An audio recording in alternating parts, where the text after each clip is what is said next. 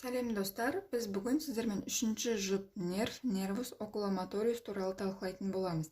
Нервус окуломаториус бұл қазақша көз қозғалтқыш нерв, яғни көзді қозғалтатын бұлшықеттер болады.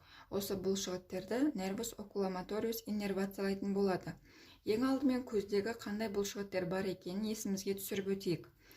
Көзде медиалды, латералды, жоғарғы және төменгі тік бұлшықеттері болады. Олар мускулс ректум медиалис, мен қысқартып жаздым, мускулс ректум латералис, мускулс ректум супериор және мускулс ректум инфериор. Одан бөлек жоғарғы және төменгі қиғаш бұлшықеттер мускулс облигуус супериор және мускулс облигуус инфериор деп аталады. Және қабақты көтеретін бұлшықетіміз бар, мускулс пальпебралис супериор. Ал көздің ішінде аккомодацияға қатысатын мына екі бұлшықетіміз бар. Және қарашықтың ішінде қарашықты тарылтып және кеңейтіп отыратын циркуляторлы бұлшықетіміз болады. Аккомодацияға қатысады деген түсінікті деп ойлаймын. Кез келген затты жақыннан немесе алыстан көрген кезде соны анық нақты етіп көруге қатысатын бұлшықеттер.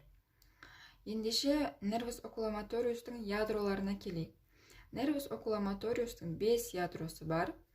Оның екеуі сомалық жұп ядро, яғни сіз қалаған уақытта көзіңізді жұмып аша аласыз, өз еркіңізге бағынатын, көздің қимылдарына жауап беретін осы сомалық қызыл ядроларымыз. Және одан бөлек Якубович ядросы бар көкпен, және жасыл түсті жалғыз бір өзі, бұл Перлия ядросы деп аталады. Осы ядролардан нервус окуломаториустың жолдары басталады. Ендеше сіздермен бірінші сомалық ядросынан бастаймыз. Сомалық ядросы мидың аяқшаларында бір-біріне қарама-қарсы бетке айқаса өтіп, синус кавернозумға келеді. Синус кавернозумнан кейін көз ұялық тілік бар. Бізде жоғарғы көз ұялық тілік, осы жоғарғы көз ұялық тіліктен өтеді, және ол екі тармаққа бөлінеді, жоғарғы және төменгі. Жоғарғы тармақтары мускулс ректум медиалис, медиалды тік бұлшықетті иннервациялайды біріншісі. Екіншісі мускулс ректум супериор, көздің тік бұлшықетін иннервациялайды. Және үшіншісі мускулс пальпебралис супериор, қабақты көтеретін бұлшықетті иннервациялайды. Ал төменгі тармағы мускулс ректум инфериор, көздің төменгі тік бұлшықетін, және мускулс облигуус инфериор, көздің төменгі қиғаш бұлшықеттерін иннервациялайтын болады. Бұл жерге дейін сіздерге түсінікті деп ойлаймын. Ендеше Якубович ядросына келеміз. Ол да мидың төменгі аяқшаларында қарама-қарсы бағытқа өтіп айқасады бір-бірімен. Тура осы бағытта синус кавернозумға келеді. Жоғарғы көз ұялық тіліктен өтеді.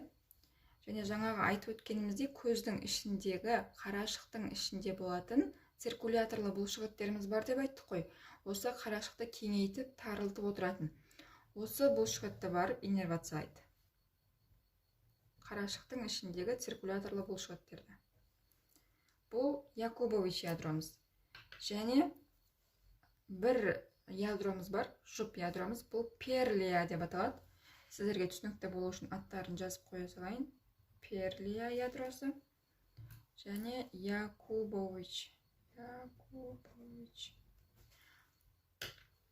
Перлия бірақ ол жалғыз ядро, бірақ жалғыз ядро болғанмен ол екі көзді де қамтамасыз ету керек, сондықтан ол екі тармаққа бөлінеді.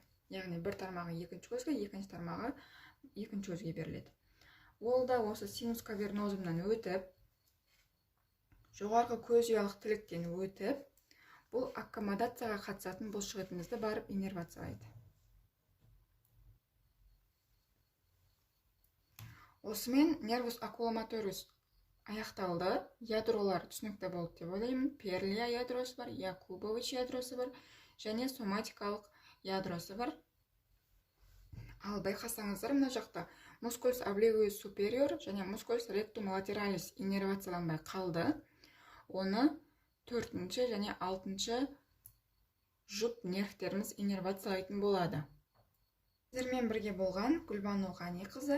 Келесі сабақта 4-ші және 6-ші жұп нервтерді бірге талқылайтын боламыз. Себебі олар мускулус обликус супериор және мускулус ректус латералис бұлшықеттерін иннервациялайтын болады.